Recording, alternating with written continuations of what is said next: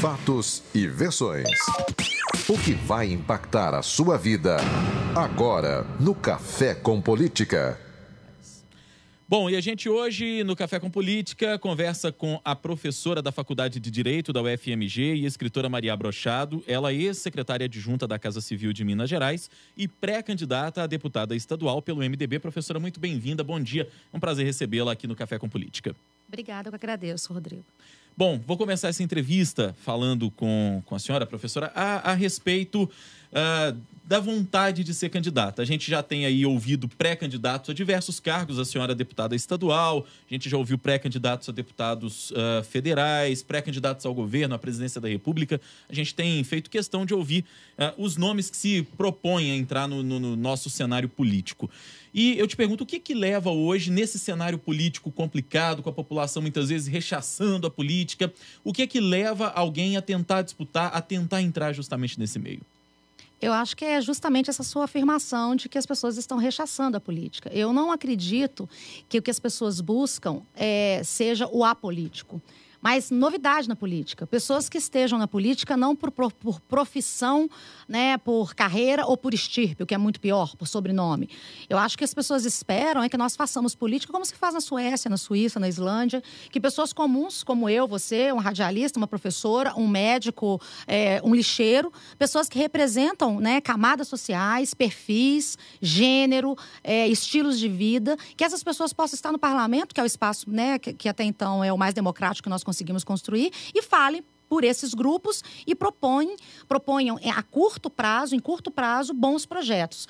Porque a pessoa que vive da política, ela faz uma proposta para 4 anos, não realiza aquilo em 4 anos, ela continua argumentando que a proposta dela é aquela. Por isso que tem gente que leva bandeira, a vida inteira é uma bandeira só. Então, eu acho que nesse momento nós estamos precisando, Rodrigo, de menos políticos e mais profissionais com outros ofícios que tenham boas ideias e que tenham competência e, principalmente, caráter para poder fazer política nesse país. A senhora acabou de deixar a Casa Civil, né, do governo do Estado. Sim. O que dessa sua experiência na Casa Civil a senhora pretende levar para o seu mandato ser eleita? Trabalhando no executivo, eu tive muito mais abertura e chances de falar com a população, de incluir nos meus projetos um número muito maior de pessoas e uma sensibilidade muito maior para demandas sociais que pela universidade eu não tinha, pelo próprio caráter da universidade. Por mais que eu tenha feito projetos de extensão universitária, estando no governo é óbvio que isso é exponencial. Então, assim, eu tenho 2 fios condutores.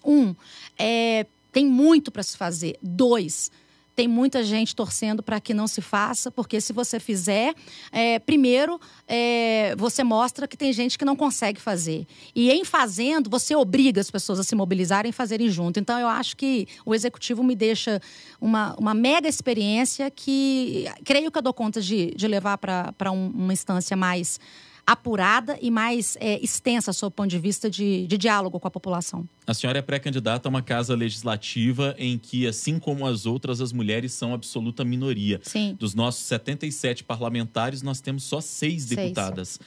E eu pergunto para a senhora, como é que a senhora pretende se portar num ambiente que muitas vezes é intimidador a figura da mulher, pela postura até machista mesmo de alguns parlamentares que lá dentro estão?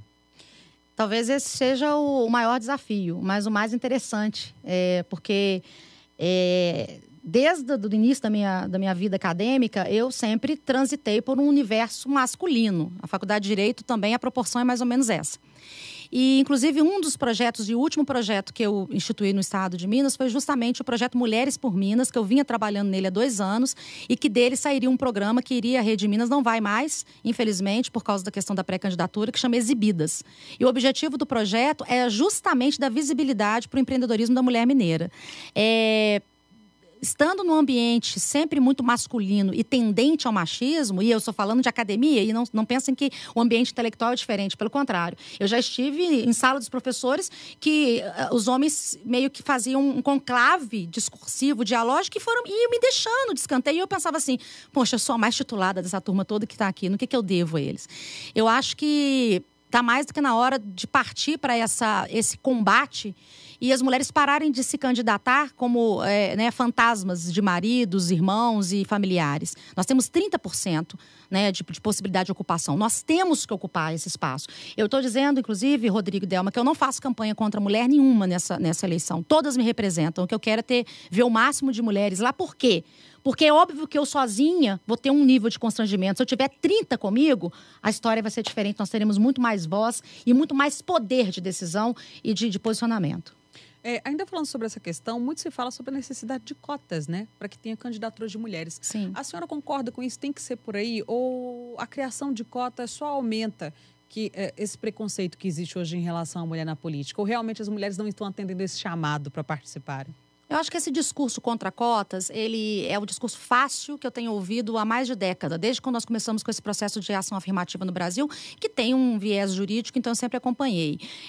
Não acho que cotizar espaço social, espaço político, num país de desigualdades, até pela nossa própria colonização, pela nossa história, enfim, não é algo que está na contramão da história e dos países mais desenvolvidos do mundo. É necessário cotizar, sim. Mas vamos levar as cotas daqui a 50 anos, 30 anos, vamos estar com o sistema de cotas? Não, espero que não seja necessário. Mas nesse momento, sob o ponto de vista de uma conjuntura de desigualdade, se não for assim, será como? Se eu ficar aqui pregando para vocês que em algum momento as mulheres vão despertar e elas vão lutar sem nenhum espaço institucional, eu estou fazendo um socialismo utópico de Saint-Simon. Eu não vou cair nessa armadilha de um discurso romântico. Nós precisamos nos colocar e as instituições têm que nos apoiar, sim. E o sistema de cotas, esses 30% foi fundamental.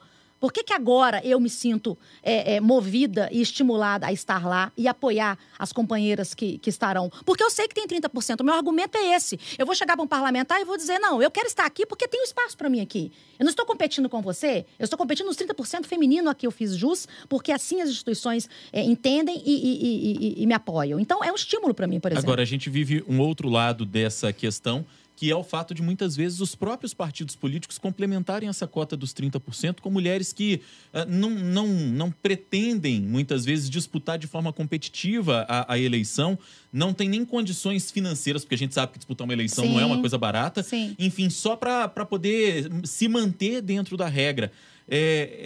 Aquilo até que se chama, é ruim de falar, mas se chama de candidatura laranja, que Sim. é só para poder ficar ali proforme. Como vencer isso? Como vencer essa dificuldade e fazer, de fato, professora, a mulher protagonizar esse cenário político? Eu vou citar como um exemplo que a gente vive dentro da Assembleia, que eu vejo tramitar há praticamente 4 anos uma proposta que altera o regimento interno da Casa para que as mulheres possam obrigatoriamente fazer parte da mesa diretora da Assembleia. E faz quase 4 anos que essa proposta tramita por lá e não conseguem. Também não conseguem, porque qual que é o poder de voz das mulheres na Assembleia hoje? 6 para 70? É muito difícil você fazer aprovar algo que cria uma prerrogativa, não um privilégio, à medida em que há uma aparente isonomia entre os integrantes. A tendência, isso não é um problema da Assembleia de Minas, nem da política brasileira, né, das nossas atitudes enquanto humanos, é manter determinadas estruturas que nos dão comodidade. E o novo, o diferente, sempre é um desafio de risco. Então, não passa. Porque é óbvio que o sistema funciona assim. Alguns aproveitam mais deles, outros menos. Agora, tem um grupo que está excluído. O grupo que está excluído quer entrar, precisa entrar. Tem fôlego para entrar. Quando falo das mulheres entrarem na política, as mulheres já fazem política. Elas não estão fazendo política institucional. Porque as mulheres empregam, elas são empreendedoras, elas são empresárias, elas são locutoras. Você é uma formadora de opinião, as pessoas te ouvem. E por que você não pode estar no parlamento? Quer dizer, o que substancialmente diferencia uma mulher que é comunicadora e que comunica bem para estar com um projeto, por exemplo, de inclusão de comunicação ou da mulher na comunicação num parlamento de um estado? Não tem razão suficiente para isso. Nós já fazemos política. Nós já conseguimos mover a sociedade. Nós temos casos de empresárias em Minas Gerais que são super exitosos. Eu descobri, fazendo mapeamento para Mulheres por Minas, pelo interior, que a maioria das cooperativas em Minas é rica em cooperativas, são lideradas por mulheres. Em Cotisburgo, eu descobri uma cooperativa de mulheres que sustentam 123 famílias e que são rendeiras que bordam a obra de Guimarães Rosa. Isso é maravilhoso, ninguém sabe. Porque essas mulheres não têm voz, porque não tem um projeto cultural em Minas Gerais que alavanca esse tipo de visibilidade. Então, essas mulheres laranja, que eu chamei aqui de mulheres fantasma, quer dizer, elas têm que ter, primeiro, o estímulo institucional. E, segundo, nós funcionamos muito bem por modelo, por mimesis, por inspiração. Mulheres que sejam boas de serviço, que queiram incluir outras mulheres, que falem a língua dessas mulheres, tem que estar lá para elas falarem assim, não, eu tenho uma pessoa lá que eu posso trabalhar junto com ela, eu quero estar com ela. Eu não posso estar aqui só como uma espécie de massa de manobra do meu marido, do meu irmão ou do meu vizinho. Agora, degenerações do sistema sempre haverá, sempre. Toda vez que nós instituímos um projeto de justiça, de igualdade, de diferenciação, vai ter a turma que vai puxar o sistema para baixo para poder manter o status quo. Mas nós temos que enfrentar isso, isso é história. Isso aí está na vida, não tem outro jeito. Maria, a gente está falando muito, obviamente, da participação da mulher, mas a senhora também é professora, né? E a gente tem observado e tem acompanhado uma situação difícil que os professores passam aqui no estado, né? Sim. Até pouco tempo a senhora fazia parte da Casa Civil, era secretária adjunta. O que a senhora poderia falar, por exemplo, desse período que a senhora ficou na Casa Civil, que acompanhou essa política que hoje o governo do estado tem em relação aos professores, de parcelamento de salários, e qual que vai ser a sua postura na Assembleia Legislativa enquanto professora, né, caso a senhora seja eleita? A postura do governo de Minas, tanto desse ou de outros governos, com relação à questão do professor, é nada mais do que, primeiro, aqui um termômetro e a ponta de um iceberg histórico, que é a desvalorização do perfil do docente no Brasil. Quando o governador me colocou a agenda, por exemplo, dos professores Lei 100, o caso Lei 100, que atingiu vários professores e que 120 mil profissionais foram postos na rua. Eu digo profissionais, não é só professor, não. São os ASB, o canteiro, o porteiro, o cantineiro, o porteiro, o varredor do pátio. Pessoas assim que trabalharam naquela vida inteira ganhando R$500. O trabalho do professor no Brasil é muito desvalorizado. Quando eu estudei na Alemanha, eu me lembro que quando você chega lá e se apresenta como um professor universitário, todas as portas se abrem para você. As pessoas têm o hábito de colocar lá no dentista, doctor, 3 doutores na frente para poder saber quantos doutorados ele tem. Você chega no Brasil, as pessoas te perguntam, mas você só dá aula? Então, existe um desvalor, né, que, por exemplo, eu que vivi numa cultura que valoriza em excesso, tanto é que a Angela Merkel, quando juízes pediram para ela aumento, para ganhar como os professores, ela diz, não, mas os professores formam vocês, como é que vocês podem ganhar como eles? Porque um professor na Alemanha ganha o dobro de juiz. Olha a mentalidade desse povo, dessa cultura. Então, não se compara ao Brasil. O que eu vejo aqui, e a minha proposta, inclusive, um dos 3 diretórios que eu sugeri ao partido é justamente mulheres, LGBT e professor eu não poderia deixar de propor, porque é a minha vida, a minha formação, a minha carreira, é de que nós tenhamos plano de carreira real. Né? O governador do estado de Minas Gerais, isso daí não é uma coisa trivial, a gente tem que falar, ele conseguiu aqui um aumento de 46% de um salário que estava congelado há década em Minas Gerais. Isso é um mérito desse governo. Né? O parcelamento agora, eles tentaram segurar até o último minuto, e até porque ganham menos que 3 mil, porque aí é que está o problema. O que os professores de Minas Gerais já ganham é uma miséria há muito tempo.